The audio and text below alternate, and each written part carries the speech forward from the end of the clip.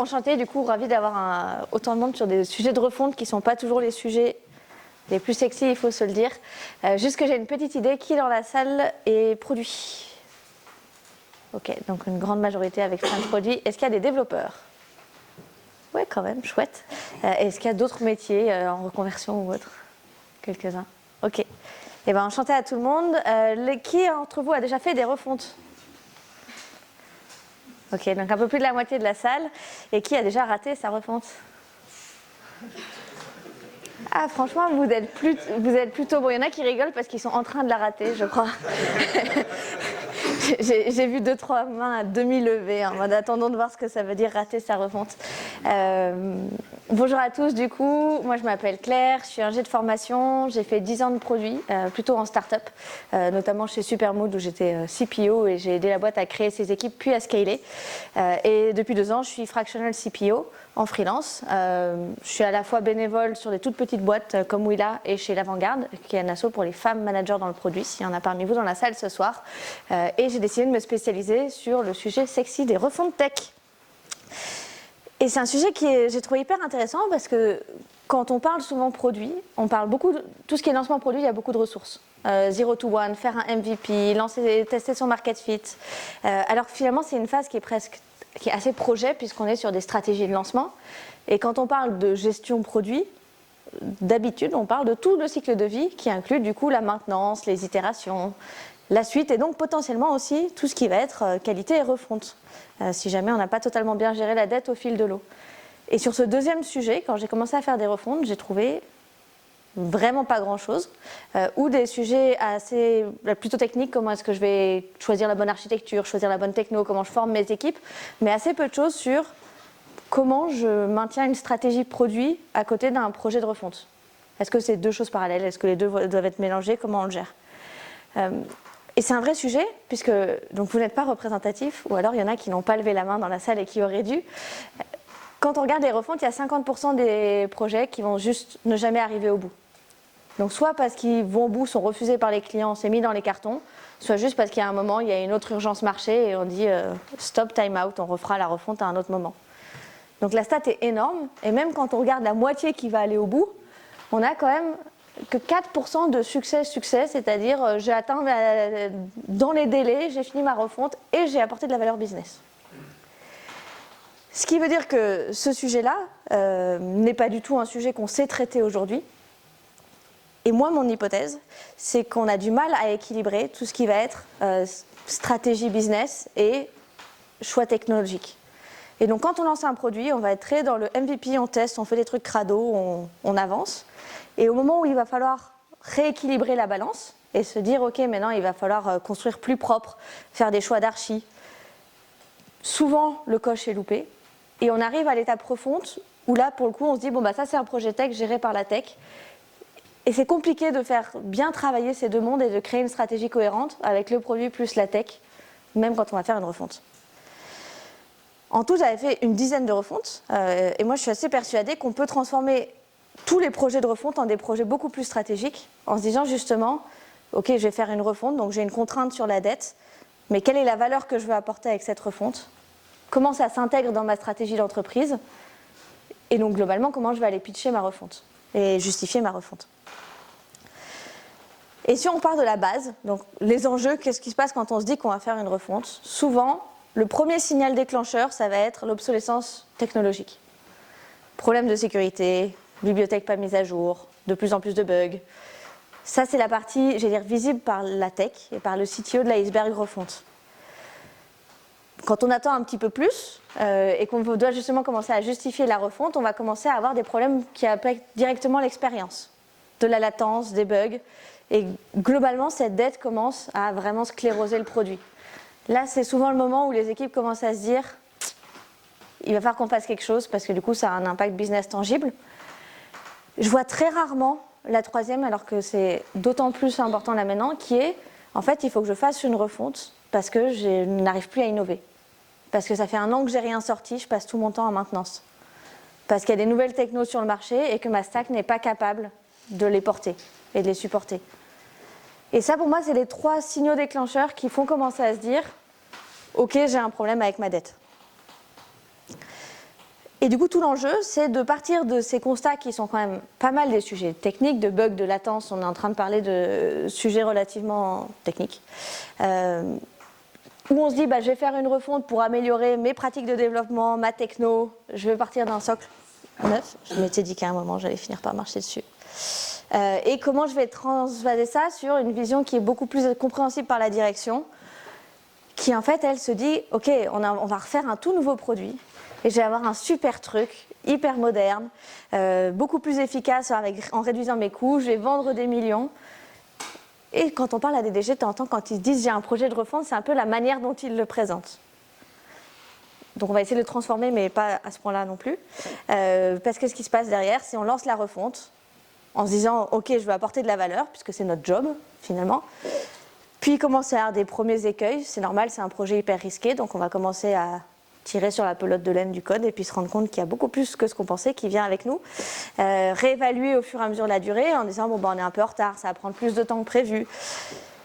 Et le problème, c'est que de l'autre côté, il y a d'autres urgences. Il y a des clients qui commencent à dire moi j'ai telle nouveauté que j'aimerais bien intégrer dans la roadmap. Il y a des urgences au niveau du marché parce qu'il y a un concurrent qui va lancer quelque chose et donc ça va créer une certaine tension. Et selon la manière dont le projet de refonte est engagé, on va être totalement bloqué entre ces deux roadmaps parallèles en fait, tout ce qui va être innovation et tout ce qui va être refonte. Et donc commencent à apparaître les premières questions de il vous reste combien de temps exactement ? Et juste tel sujet que nous demande le client, vous pouvez juste me rappeler à quel moment exactement c'est prévu. Voire le pire de cas, c'est est-ce que c'est vraiment obligatoire cette refonte ? Et donc on finit par arriver dans les fameux 50% qui s'arrêtent. Parce qu'on se dit que ça n'apporte pas assez de valeur par rapport à la nouvelle urgence. Et l'autre chose qui est souvent oubliée, c'est qu'une refonte, c'est hyper politique comme sujet. C'est un sujet qui impacte la roadmap de toute l'entreprise, toute la strate d'entreprise. Et donc, ça va impacter ce qui peut être marketé, ce que les commerciaux vont pouvoir vendre dans les prochains mois, les valeurs qu'on va pouvoir ajouter. Est-ce qu'on s'approche ou pas de la vision qui a été promise, par exemple, aux investisseurs en faisant cette refonte ? Évidemment, les attentes des investisseurs en termes de ROI, parce que ça coûte souvent cher, une refonte. Et donc toutes ces dimensions-là, c'est quelque chose qui pour moi doit être pris en compte dès le début du projet si on veut avoir une quelconque chance que ce projet mène à bien. Et donc une refonte de produit, c'est un gros projet. Et la question c'est comment est-ce qu'on va aborder ce projet en apportant de la valeur en mode produit itératif, comme on pousse à le faire. Et donc je reviens sur comment je vais créer ce pont entre la contrainte tech et la valeur business. Et donc créer le pont entre le verbatim de en fait on ne peut pas continuer, ça va tout péter. Et la partie ok mais ça coûte combien, c'est quoi le ROI ? Globalement, où est-ce que vous voulez m'emmener ? Et c'est quoi votre plan stratégique pour cette refonte ? Juste pour donner une idée de ce que j'appelle refonte et de ce qui existe comme type de refonte sur le marché. J'ai vu 4 gros types de refonte. Le tout premier, c'est tout ce qui va être fusion produit.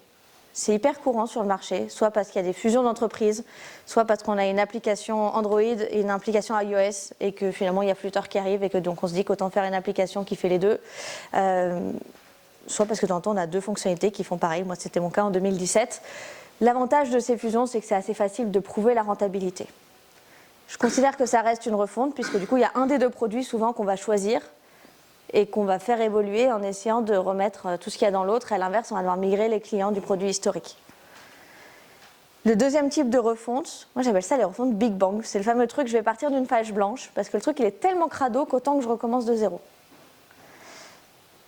J'ai une opinion assez forte dessus, mais globalement c'est quelque chose qui est souvent entendu, et c'est souvent ce qui va être vendu en disant c'est plus rapide, et c'est plus efficace en fait de repartir de zéro plutôt que d'essayer de se replonger dans ce qui existe.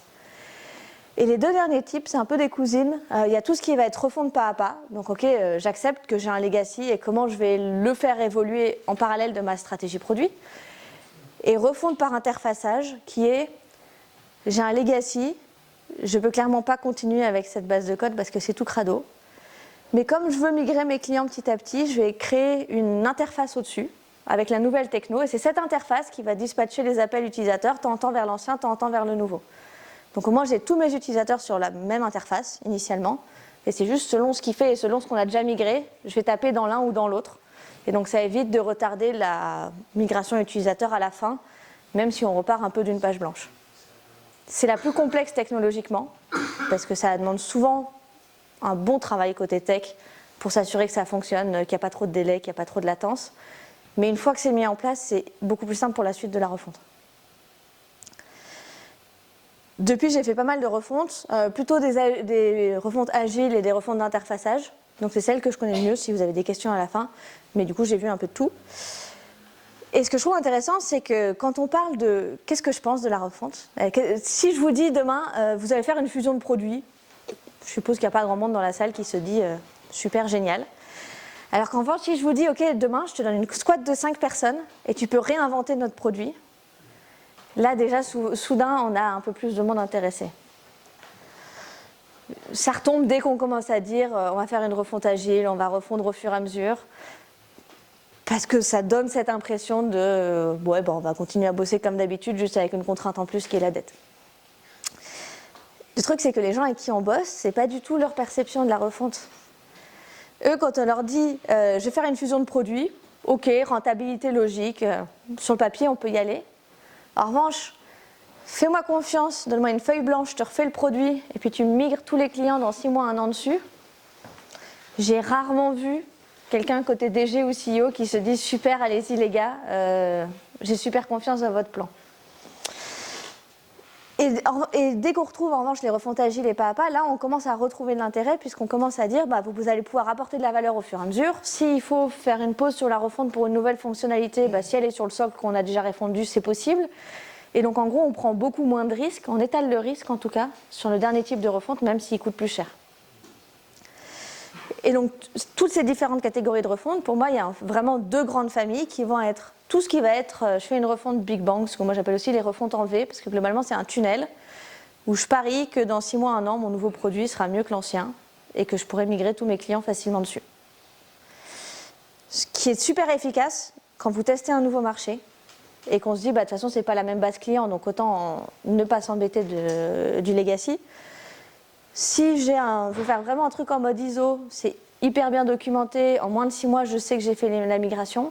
Notamment aujourd'hui, il y a de plus en plus de logiciels IA qui proposent sur des applications, s'il faut juste vraiment la transposer à l'identique, de le faire assez rapidement. Je dis assez bien documenté parce qu'il faut que ce soit propre la base, sinon l'IA elle récupère un truc crade de l'autre côté. Donc c'est une refonte pour copier la dette dans un autre langage, c'est un peu moins intéressant. S'il faut dynamiser la culture d'un coup et dire ok, là on bouge, on avance, il faut qu'on prouve des choses, et dans ce cas-là c'est intéressant de le faire. Et souvent c'est le cas sur les apps mobiles, parce que comme il y a un retéléchargement depuis les stores, que ce soit App Store ou Google Store, de toute façon on est obligé de dire aux utilisateurs bah voilà, on a changé de techno, voilà la nouvelle application, et donc ce type de refonte là va quand même être beaucoup plus privilégié dès qu'on a une application mobile. Attention au taux de risque. Plus haut taux de risque, plus haut taux d'échec. Toujours sur la même étude que je citais au début de Standish Group, on a au moins plus 10% d'échecs si on décide de partir d'une page blanche, toute refonte confondue. Donc je vous laisse imaginer si en fait c'est pas 6 mois mais 1 an, 3 ans et tout. Voilà, le risque est incrémental. Et de l'autre côté, sur les refontes agiles et itératives, c'est ce qui est le plus adapté aux refontes longues, puisque du coup on va pouvoir s'adapter au marché dans le temps. On peut reprioriser, on peut se dire ok, bah, c'est souvent aussi le moment de changer l'orga de l'équipe, en se disant tant qu'à faire, comment on va bosser dans les 2 ans à venir, est-ce qu'il y a des nouvelles cultures à mettre en place, notamment il y a des formations à prévoir sur nouvelles techno, nouveaux process, etc. Et évidemment c'est le moins risqué quand on a un code qui est historique et peu documenté, puisqu'on va pouvoir y aller au fur et à mesure et donc éviter de se prendre le mur à la toute fin.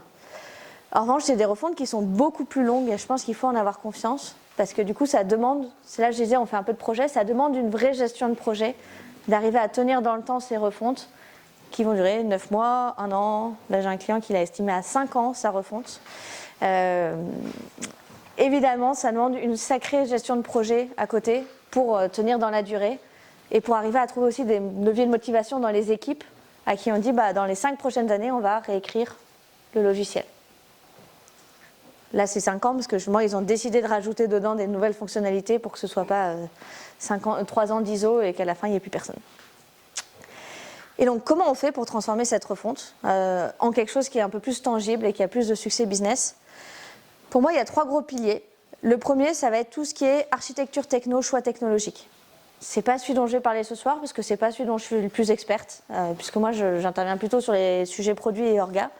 Aujourd'hui, je voulais zoomer sur la partie choix fonctionnel, qui est souvent là où les produits sont aux abonnés absents, parce que c'est une refonte, donc du coup c'est un sujet tech. Alors que pour qu'une refonte se passe bien, il y a beaucoup de choix à faire sur qu'est-ce qu'on veut bouger ou pas. Est-ce qu'on veut tout reprendre ou pas? Quelle est la valeur? Par quoi je commence? Se dire en fait je vais tout refaire ISO, à part qu'on a changé de techno, finalement on n'a pas apporté une énorme valeur à l'utilisateur. Donc c'est le bon moment de se poser ces questions-là et notamment de faire le choix difficile, d'élaguer certaines parties du logiciel en se disant autant ne pas les réécrire au vu de l'usage. Et donc faisons un plan pour de mitigation pour les clients existants ou comment on va faire ce transfert tant qu'à faire. Et le troisième gros pilier, c'est tout ce qui va être organisation d'équipe. Comment je maintiens mon produit actuel alors que je suis en train de faire une refonte sur un nouveau produit?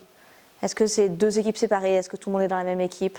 Est-ce que ça a des impacts globalement même sur la transfo culturelle? Est-ce qu'il y a des choses qu'on doit changer dans l'équipe? Qu'est-ce qui nous a amené à faire cette dette? Je ne vais pas creuser ce soir parce qu'on pourrait passer beaucoup de temps, mais il y a vraiment aussi un gros sujet de comment on est arrivé à cette étape de je dois faire une refonte. Et donc je n'ai pas réussi à gérer ma dette en continu. Je vais vous montrer 2 outils que j'utilise beaucoup pour faciliter la collaboration et tout ce qui va être inter-équipe. Le premier à gauche, si on me laisse zoomer, super. Le premier à gauche, ça va être tout ce qui est mapping de la dette fonctionnelle. On est sur une refonte, donc on a un sujet qui reste assez tech. Et souvent, c'est assez compliqué d'expliquer, dans notre produit, il y a certaines parties qui sont très endettées et d'autres qui le sont moins. Et donc, comment on arrive à rendre de manière visible un mapping sur voilà les fonctions clés, voilà la criticité de la dette, voilà l'importance business. Et du coup, pour chaque lot, qu'est-ce qu'on décide de faire? Est-ce qu'on le met à jour? Est-ce qu'on l'externalise? Est-ce qu'on le décommissionne? Ça, c'est des vrais gros choix à faire. J'attire votre attention, notamment les textes, sur la partie dette, niveau de dette, est-ce qu'elle est critique? Parce que souvent on arrive à dire il y a beaucoup ou pas beaucoup de dettes, mais toutes les dettes ne se valent pas. Il y a certaines dettes qui vont créer des problèmes de sécurité et des grosses failles et énormément de bugs. Et il y a d'autres logiciels super buggés qui fonctionnent toujours et qu'on continue d'utiliser tous les jours. Donc en termes de dette, où est-ce que c'est important de mettre le poids du corps? Est-ce qu'il y a des parties du logiciel où vous n'onboardez même plus les nouveaux devs parce que c'est trop compliqué? Voilà, quelle est l'importance de chaque dette? Et une fois qu'on a ça, comment je mappe mes différents liens entre les différents lots fonctionnels? Qu'est-ce qui fonctionne? Par quoi je peux commencer? Ce deuxième schéma, il est hyper important pour que n'importe qui dans la boîte puisse dessiner sa roadmap de refonte. Puisse se dire, en fait, je vais commencer par soit tout en haut, parce que c'est ce qui est le plus important, c'est le chemin le plus critique, soit d'autres chemins. Là, ce qu'on avait mappé, par exemple, c'est en vert pomme, vous avez des nouveautés. Donc en fait, une fois qu'on a fait solo, on débloquera telle nouveauté pour le client. En jaune, là où on pensait qu'on pouvait apporter le plus de valeur lors de la refonte, en ayant réfléchi à ce qu'on pouvait faire. Et puis en gris, tous les lots qu'il fallait refondre un jour. Et déjà, une fois qu'on a ça, chacun peut commencer à se donner une idée de ce qu'il peut ou pas mettre dans la roadmap. Et puis on peut se dire, si par exemple il y a une stratégie de maintenance, tous les lots qui sont tout au bout, on ne pourra pas y toucher avant longtemps. Donc c'est des lots qui doivent continuer à tenir dans l'ancien logiciel et on sait que s'il y a des nouveautés, elles vont devoir être malheureusement faites dans l'ancien parce qu'elles sont trop loin dans le temps, il y a trop d'adhérence avant pour qu'on puisse s'engager dessus. En revanche, on sait que tous les lots du début, si on les prend de manière assez intelligente, on va pouvoir assez vite les débloquer et du coup derrière on aura la flexibilité à n'importe quel moment de la refonte d'aller taper sur le premier ou le deuxième ou le troisième ou le quatrième puisqu'on aura fait le socle derrière et que du coup on pourra aller jouer dessus. Et dans les choses hyper contre-intuitives sur comment je vais prioriser ma roadmap, c'est qu'une fois qu'on a pris cette décision de ça c'est ISO, ça c'est non ISO, je vois énormément d'équipes qui commencent par les quick wins. En se disant je vais commencer par une petite brique facile, comme ça mes devs s'entraînent et puis je verrai ce que ça donne. L'énorme inconvénient du quick win, c'est que souvent c'est aussi celui qui apporte le moins de valeur. Et du coup, si ça prend du retard, si justement il y a beaucoup d'apprentissage à faire sur les nouvelles technos, on s'est embourbé dans quelque chose qui n'apportera pas suffisamment de valeur au final pour qu'on puisse l'expliquer. Et notamment ça, mais en plus quand on a fait nos quick wins, on n'a rien dérisqué du tout sur les lots sur lesquels il y a le plus de dettes et sur lesquels on a le plus de risques. Et donc on n'est pas totalement sûr de ce qu'on va pouvoir faire. Et donc moi, mon approche, elle est assez différente là-dessus, c'est de dire, on va essayer de commencer par prendre un lot où on sait qu'on peut apporter beaucoup de valeur, sur lequel il y a de la dette. Et donc, même si on est un peu en retard, on aura suffisamment de choses pour justifier le retard. En tout cas, on apportera suffisamment de valeur pour dire, bah voilà, peut-être que ça nous a pris un mois de plus, mais regardez ce qu'on a réussi à faire derrière. Maintenant, on va réestimer la refonte en prenant en compte les apprentissages, mais en tout cas, vous voyez qu'on peut faire de la refonte et sortir des choses. Et tous les quick wins, moi, je les garde plutôt pour les utiliser au fur et à mesure de la refonte. Pour se dire, bah, j'ai ma ligne de vie qui est globalement, tout le monde est confiant dans le fait que la refonte va bien se passer. Bon, il y a tous les petits problèmes de, en fait, on est un peu en retard, on n'avait pas vu tel truc, on a mis un bug en prod. Et les quick wins, c'est une fois qu'on a descendu un peu trop au niveau de vie et qu'on doit se dire, ok, là, c'est le moment de redonner un peu de jus, un petit peu de jus à cette refonte pour réembarquer les stakeholders qui en auraient besoin. Et donc, elle est hyper importante, cette stratégie de quick win, et de se dire quels sont mes quick wins, parce que si vous les utilisez de cette manière-là, vous avez un vrai levier pour jauger au fur et à mesure de votre refonte et embarquer au fur et à mesure de votre refonte les stakeholders, ce qui est plus compliqué si vous les avez fait au début, et du coup, il vous reste que les trucs super relous à la fin, où la refonte, elle prend 1 an, puis 2 ans, puis 3 ans, et en fait, c'est mais vous êtes sur quoi ? Bah, sur telle méga brique, et donc c'est une de celles qui est les plus compliquées, et c'est maintenant qu'on se prend les pieds dans le tapis. Et évidemment, ce qui est hyper important, c'est aussi d'anticiper tout ce qui est roadmap de décommissionnement. Et sur ça, je disais, il y a des choix forts qui doivent être faits dès le début de la refonte, en se disant, bah, ces bouts-là, on ne va pas les transcrire dans le nouveau logiciel parce qu'ils n'apportent pas assez de valeur, parce que ça prend du temps de tuer et de décommissionner un produit. Et donc, le plus tôt c'est anticipé, le plus vous aurez de temps pour faire des vrais plans clients, les prévenir, trouver des solutions, pour qu'à la fin de la refonte, ce soit déjà loin derrière vous et que vous n'ayez pas à faire passer ça. Encore une fois, tout d'un coup, à la fin, en mode, bah maintenant on débranche tout et puis voilà, il y a 4 trucs qui ont sauté et dommage. Sur ce petit schéma, vous voyez que si on fait, entre guillemets, une refonte cycle en V, souvent ce qui se passe, c'est qu'on dit, bah voilà mon chemin de refonte et on se revoit dans 1 an. Alors que si on arrive à avoir ce mapping, on voit bien qu'il y a plein de chemins qui sont possibles. Et donc, c'est des discussions qui peuvent, par exemple, j'ai déjà animé en atelier d'équipe, en disant, bah, on va prendre les équipes produits, les équipes tech, les équipes design, et puis pourquoi pas des équipes plus opérationnelles. Comme tout le monde a la modélisation, n'importe qui peut jouer et peut dire, bah, moi, voilà la roadmap de refonte que j'aurais faite. Et souvent, on va avoir 2-3 options qui ressortent. Grosse maille, une qui va être beaucoup plus, j'optimise la dette technique, une qui va être beaucoup plus orientée sur les besoins et valeurs des clients si elle est poussée par les CSM, et une qui sera peut-être plus incisive sur tout ce qui va être vision strat. Et là, on peut faire un vrai choix en embarquant son COMEX, en disant bah, il y a 3 options de roadmap. Évidemment, plus on rajoute des nouveautés, plus la refonte est longue. Où est-ce qu'on veut mettre la barre ? Est-ce qu'on veut aller au plus vite ? Est-ce qu'on accepte un truc intermédiaire ? Ou est-ce qu'à l'inverse, on se dit en fait on a le temps pour cette refonte parce qu'aujourd'hui, on a besoin de sortir des trucs régulièrement. Et quand on parle évidemment de KPI et de ROI de refonte, pour moi, c'est important d'allier à la fois les tech et les business. Donc se dire d'un côté, les premières, c'est celles auxquelles on parle souvent, temps de chargement, volume de bugs, fréquence de déploiement. Moi, je vous incite à aller un peu plus loin pour essayer de calculer, parce que par exemple, vous avez gagné du temps d'onboarding de dev, puisque là, on se rapproche directement d'une métrique plus financière, ou des coûts d'infra et de maintenance. Et du coup, de l'autre côté, on va avoir le classique NPS et délai de mise sur le marché, mais peut-être que votre fonte, elle va vous permettre d'optimiser des taux de conversion, par exemple.